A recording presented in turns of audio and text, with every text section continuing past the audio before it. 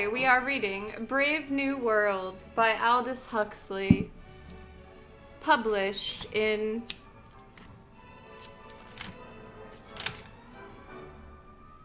1932.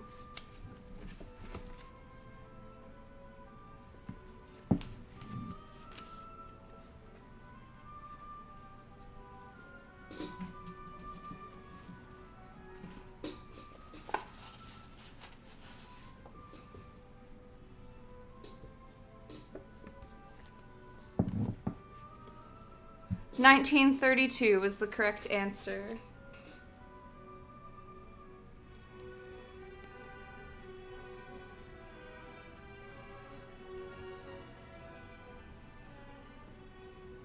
Okay, in the first chapter, we learned how babies are born. Made. We learn how babies are made. In a test tube in a factory. As we all know.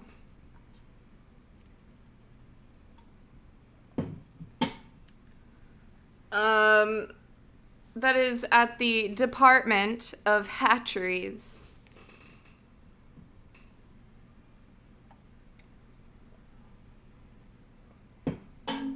Babies are born at the Department of Hatcheries and Conditioning, the DHC, not to be confused with the DHC, the Director of Hatcheries and Conditioning.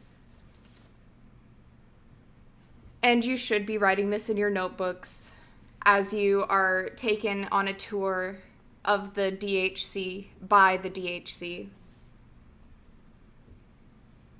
And then we find out how babies are controlled after they're born. Made. We find out how they're controlled after they're made by shocking them and scaring them.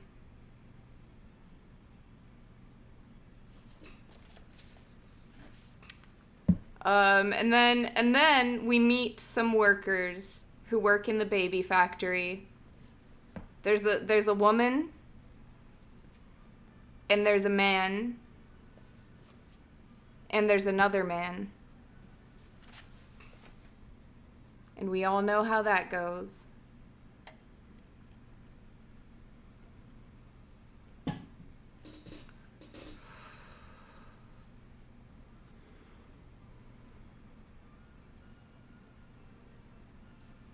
Actually, that was a terrible introduction. Okay, so we live in the year AF. Does anybody know what year it is in the book? AF. I really need to, prepare a summary before I stream. This ain't good enough, man. I have an audience. I have to, I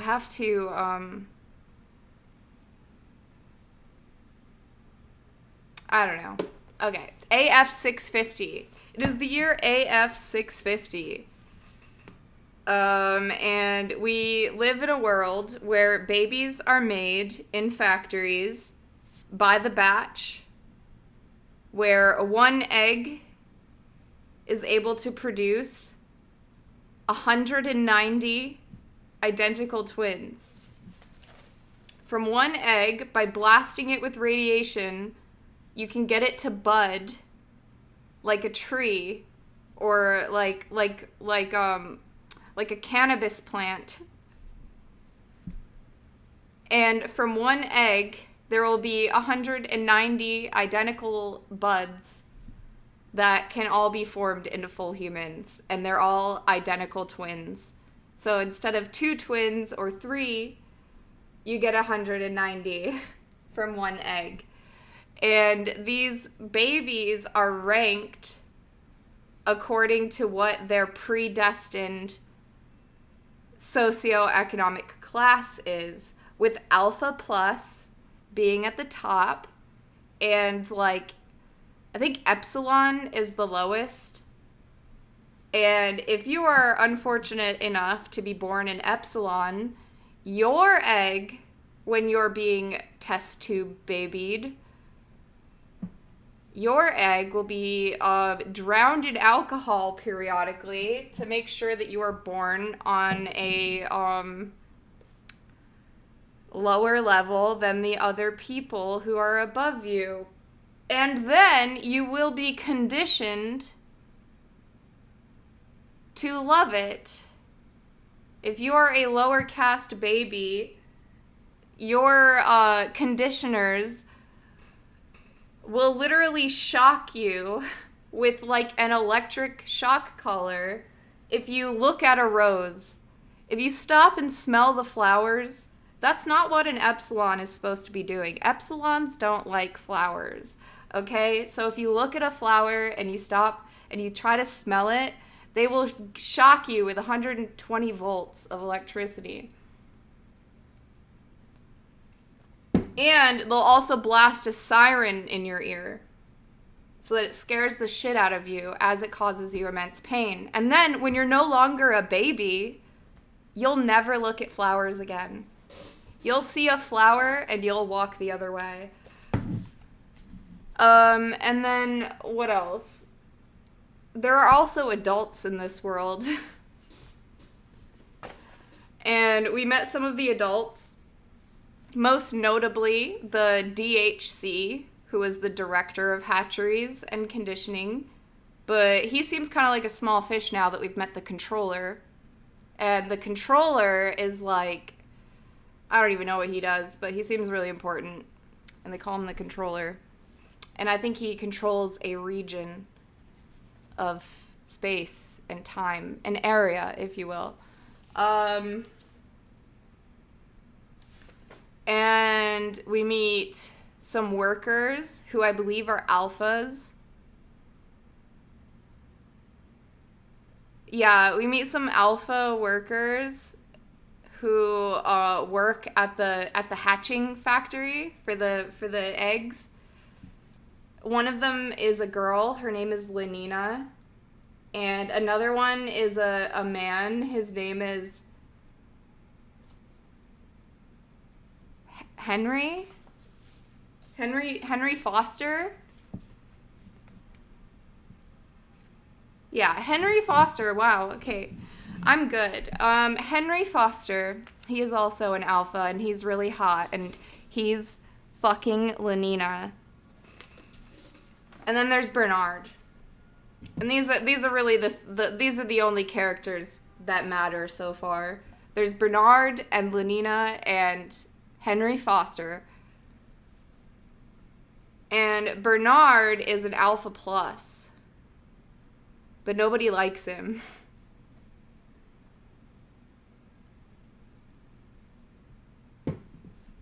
But also Bernard doesn't like anybody. He hates that Henry is fucking Lenina, and he hates that everybody fucks Lenina, and he thinks that everybody in this world is an idiot because all they care about is, like, fucking and being stupid.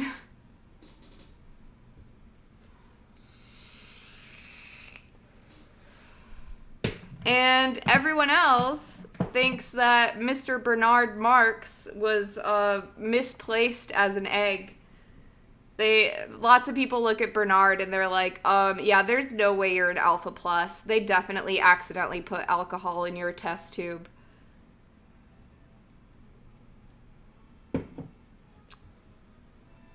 So good old Bernie Marx.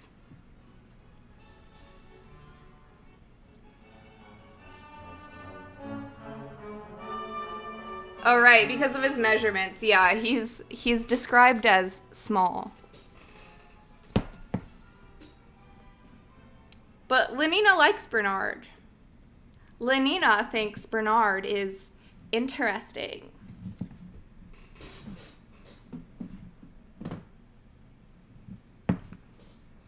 Lenina likes short kings. And with that terrible summary, we will now start Chapter 4, Part 1.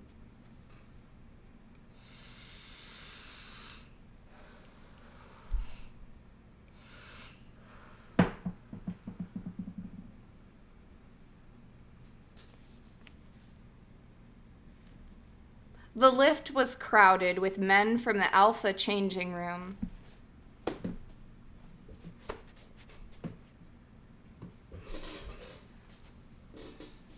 The lift was crowded with men from the Alpha changing rooms, and Lenina's entry was greeted by many friendly nods and smiles.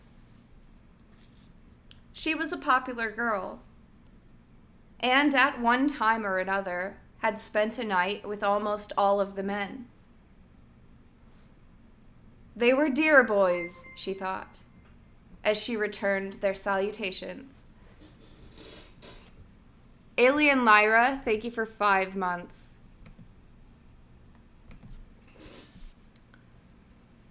They were dear boys, she thought as she returned their salutations. Charming boys. Still, she did wish that George Edsel's ears weren't quite so big.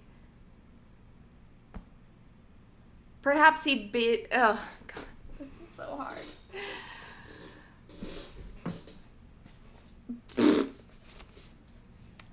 Charming boys. Still, she did wish that George Edsel's ears weren't quite so big. Perhaps he'd been given just a spot too much parathyroid at meter 328. And looking at Benito Hoover, she couldn't help remembering that he was really too hairy when he took his clothes off. Turning with eyes a little saddened by the recollection of Benito's curly blackness, she saw in a corner the small, thin body, the melancholy face of Bernard Marx. "Bernard!" She stepped up to him. "I was looking for you." Her voice rang clear above the hum of the mounting lift. The others looked around curiously. "I wanted to talk to you about our New Mexico plan." Out of the tail of her eye, she could see Benito Hoover gaping with astonishment. The gape annoyed her. "Surprised I shouldn't be begging to go with him again," she said to herself. Then aloud, and more warmly than ever, I'd simply love to come with you for a week in July," she went on. Anyhow, at least she was publicly proving her unfaithfulness to Henry. Fanny ought to be pleased, even though it was Bernard. That is, Lenina gave him her most deliciously significant smile. "If you still want to have me." Bernard's pale face flushed. What on earth for? She wondered, astonished, but at the same time touched to this strange tribute to her power. "Hadn't we better talk about it somewhere else?" he stammered, looking horribly uncomfortable. As though I'd been saying something shocking, thought Lenina. He couldn't look more upset if I'd made a dirty joke.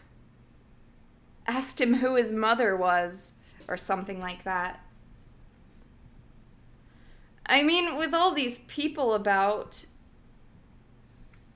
He was choked with confusion. Lenina's laugh was frank and wholly unmalicious. "How funny you are," she said, and she quite genuinely did think him funny. "You'll give me at least a week's warning, won't you?" she went on in another tone. "I suppose we take the Blue Pacific rocket? Does it start from the Carrington Tower, or is it Hampstead?" Before Bernard could answer, the lift came to a standstill. "Roof," called a creaking voice. The liftman was a small simian creature, dressed in the black tunic of an Epsilon minus semi-moron. Roof! He flung open the gates. The warm glory of afternoon sunlight made him stop and blink his eyes. "Oh, Roof!" he repeated in a voice of rapture. He was as though suddenly and joyfully awakened from a dark, annihilating stupor. "Roof!" He smiled up with a kind of doggily expectant adoration into the face of his passengers. Talking and laughing together, they stepped out into the light. The liftman looked after them. "Roof?" he said once more, questioningly. Then a bell rang, and from the ceiling of the lift, a loud speaker began, very softly and yet very imperiously, to issue its commands. "Go down," it said. "Go down. Floor 18. Go down. Go down. Floor 18. Go down. Go." The liftman slammed the gates, touched a button, and instantly dropped back into the droning twilight of the well. The twilight of his own habitual stupor. It was warm and bright on the roof. The summer afternoon was drowsing with the humming of passing helicopters and the deeper drone of the rocket planes, hastening invisible through the bright sky, 5 or 6 miles overhead, like a caress on the soft air. Bernard Marx drew a deep breath. He looked up into the sky and round the blue horizon, and finally down into Lenina's face. "Isn't it beautiful?" His voice trembled a little bit. She smiled at him with an expression of the most sympathetic understanding. "Simply perfect for obstacle golf," she answered rapturously. "And now I must fly, Bernard. Henry gets cross if I keep him waiting. Let me know in good time about the date." And waving her hand, she ran away across the wide, flat roof toward the hangars. Bernard stood watching the retreating twinkle of the white stockings, the sunburnt knees vivaciously bending and unbending again, and the softer rolling of those well-fitted corduroy shorts beneath a bottle green jacket. His face wore an expression of pain.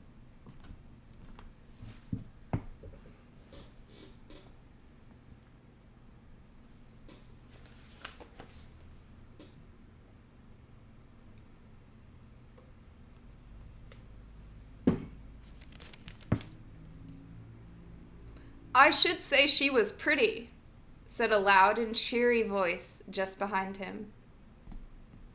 Bernard started and looked around. The chubby red face of Benito Hoover was beaming down at him, beaming with manifest cordiality. Benito was notoriously good-natured. People said of him that he could have gotten through life without ever touching Soma. The malice and bad tempers from which other people had to take holidays never afflicted him. Reality for Benito was always sunny. "Pneumatic, too, and how." Then in another tone, "But I say," he went on, "you look glum. What you need is another gram of Soma." Diving into his right-hand trouser pocket, Benito produced a vial. 1 cubic centimeter cures 10 gloomy... But I say... Bernard had suddenly turned and rushed away. Benito stared after him. What can be the matter with the fellow, he wondered, and shaking his head, decided that the story about the alcohol having been put into the poor chap's blood surrogate must be true. Touched his brain, I suppose. He put away the Soma bottle, and taking out a packet of sex hormone chewing gum, stuffed a plug into his cheek, and walked slowly away towards the hangars, ruminating.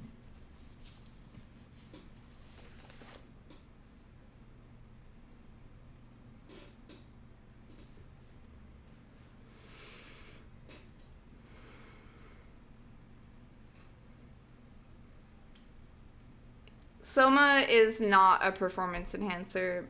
It's more like... It's more like a THC edible. High dose. Or a tranquilizer. I believe, actually, just because some people relate Soma to marijuana, I actually don't agree with that overall. It's more like a tranquilizer. But if you really wanted to, you could look at it as, like, society. But, I mean, I don't really know much about tranquilizers. It's something that gets you high, like weed, so that, like, you think differently, but it also, like, relaxes you. So, like, you're having fun and you're super relaxed. I don't know. It's probably, like, MDMA meets a tranquilizer. It's a fictional drug. I don't know if its actual chemical makeup is ever described, but it's a fictional drug called Soma. You can either think of it as, like, being super high or being, or, I don't know, or on a tranquilizer at the same time.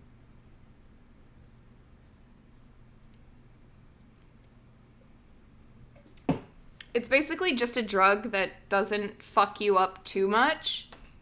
But it really really affects you, you know? Like, you're super high and you're super happy and you're super relaxed. But you're not gonna, like, pass out or anything. Soma to calm your anger, to reconcile you to your enemies, to make you patient and long-suffering.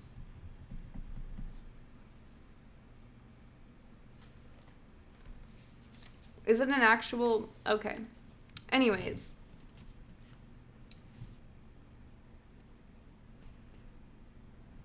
Henry Foster had had his machine wheeled out of its lockup, and when Lenina arrived, was already seated in the cockpit waiting. 4 minutes late, was all his comment, as she climbed in beside him. He started the engines and threw the helicopter screws into gear. Soma is an actual muscle relaxant. Okay. I know that, but I don't know what it is in this book. It might actually be that. But I know Soma has been used to refer to multiple things.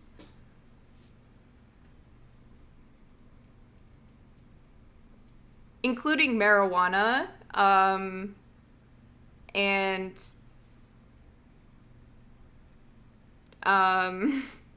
other things. I don't know. Soma is a song by the Strokes,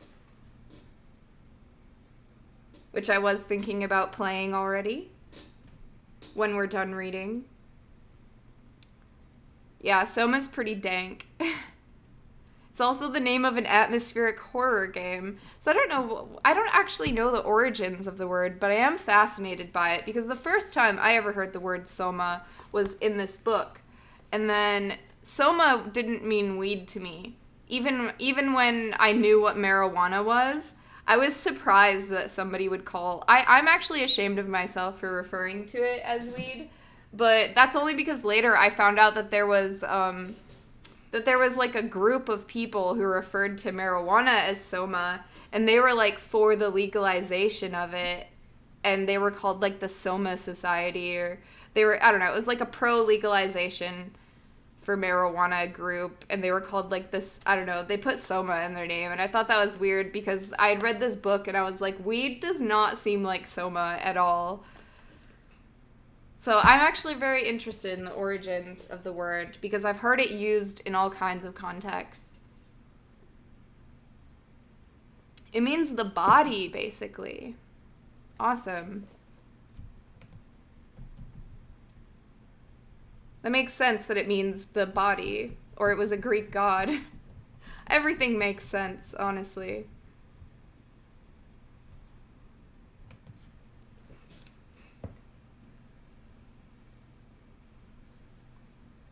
I don't know. DM me. DM me with your theories. In the context of the book, it reminds me of an opioid. That's what I think. So that's why I kind of like the muscle relaxer explanation, because I do get and I don't know, I haven't read this book since I was 15, but I do remember it very well. And from what I'm reading so far, I got the sense that it gives you a sense of euphoria, and relaxation. So yeah. Okay. Continuing.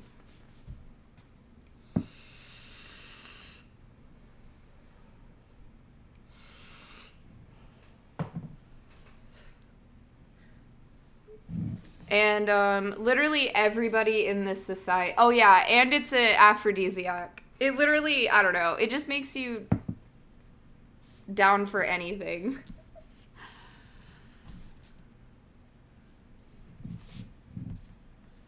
Henry Foster had his machine wheeled out of its lockup, and when Lenina arrived, was already seated in the cockpit waiting. 4 minutes late was all his comment, as she climbed in beside him. He started the engines and threw the helicopter screws into gear. The machine shot vertically into the air. Henry accelerated. The humming of the propellers shrilled from hornet to wasp, from wasp to mosquito. The speedometer showed that they were rising at the best part of 2 kilometers a minute. London diminished beneath them. London! I should have been reading this whole thing with a British accent. I think it said London in like the first sentence of the first chapter, and I just forgot. Okay, London disappeared beneath them. The huge table-topped buildings were no more. True, Fanny, so true. London diminished beneath them in it. The huge table-topped buildings were no more. In a few seconds, then a bed of geometrical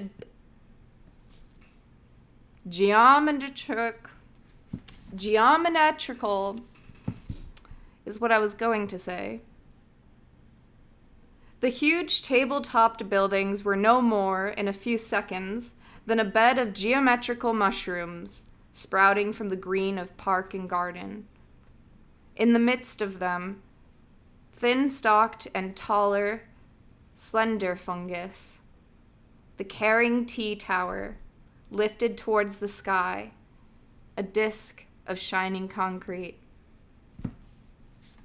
Like the vague torsos of fabulous athletes, huge fleshy clouds lolled on the blue air above their heads. Out of one of them suddenly dropped a small scarlet insect, buzzing as it fell. "There's the Red Rocket," said Henry. "Just come in from New York." Looking at his watch. 7 minutes behind time, he added and shook his head. These Atlantic services, they're really scandalously unpunctual. He took his foot off the accelerator. The humming of the screws overhead dropped an octave and a half. back through the wasp and hornet, to bumblebee, to cockchafer, to stag beetle. The upward rush of the machine slackened off. A moment later, they were hanging motionless in the air. Henry pushed at a lever. There was a click. Slowly at first, and then faster and faster, till it was a circular mist before their eyes. The propeller in front of them began to revolve. The wind of a horizontal speed whistled ever more shrilly in the stays. Henry kept his eye on the revolution counter. When the needle touched the 1200 mark, he threw the helicopter screws out of gear. The machine had enough forward momentum to be able to fly on its planes.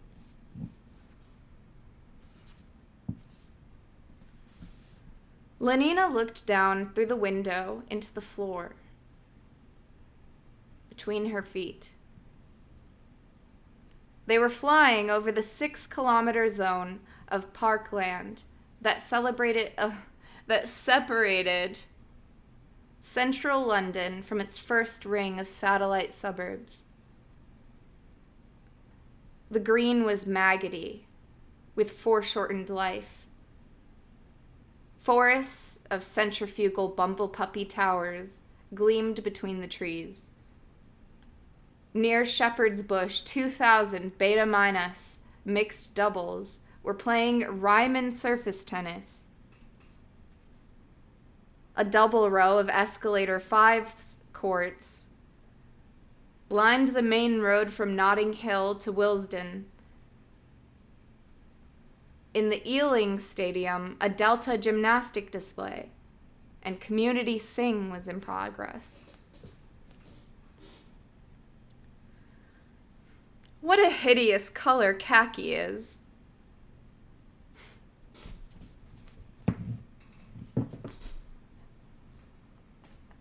What a hideous color khaki is.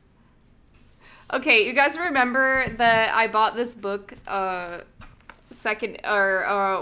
bought this book used. And there's the guy who owned this before me wrote a bunch of notes in the margins. In pencil, he highlights stuff, and I try to ignore it for the most part. I love this one. Okay, what a hideous color khaki is. Racism.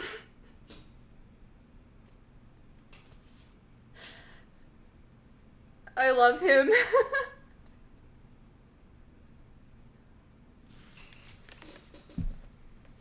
He's like, yeah, that's a theme. That is a theme.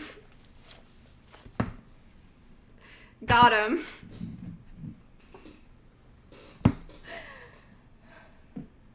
Okay.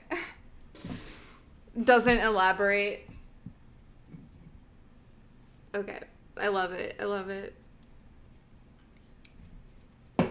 Good to see you all, by the way. Hello, chat.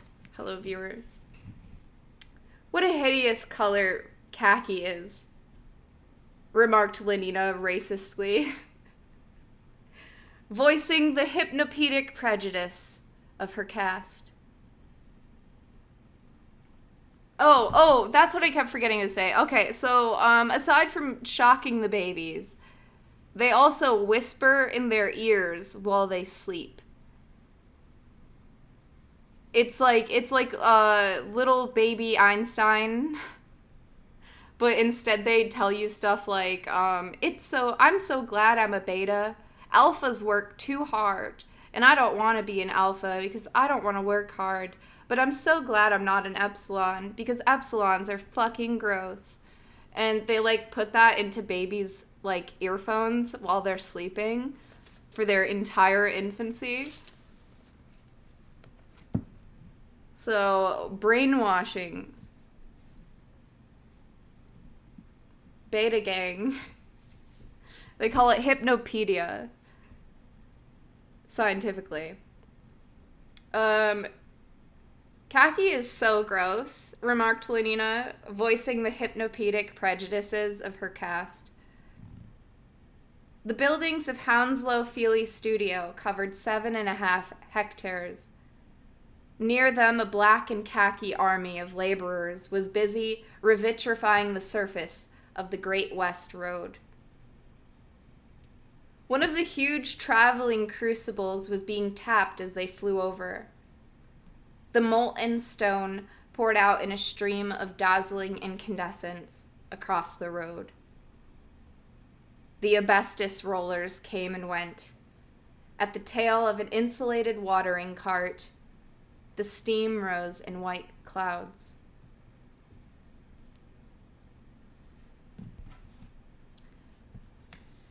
At Brentford, the television corporation's factory was like a small town. They must be changing the shift, said Lenina. Like aphids and ants, the leaf green gamma girls and the black semi-morons swarmed round the entrances, or stood in queues to take their place on the monorail tram cars. Mulberry-colored beta-minuses came and went among the crowd. The roof of the main building was alive with the alighting and departure of helicopters. My word, said Lenina. I'm glad I'm not a gamma. 10 minutes later, they were at Stoke Poges and had started their first round of obstacle golf.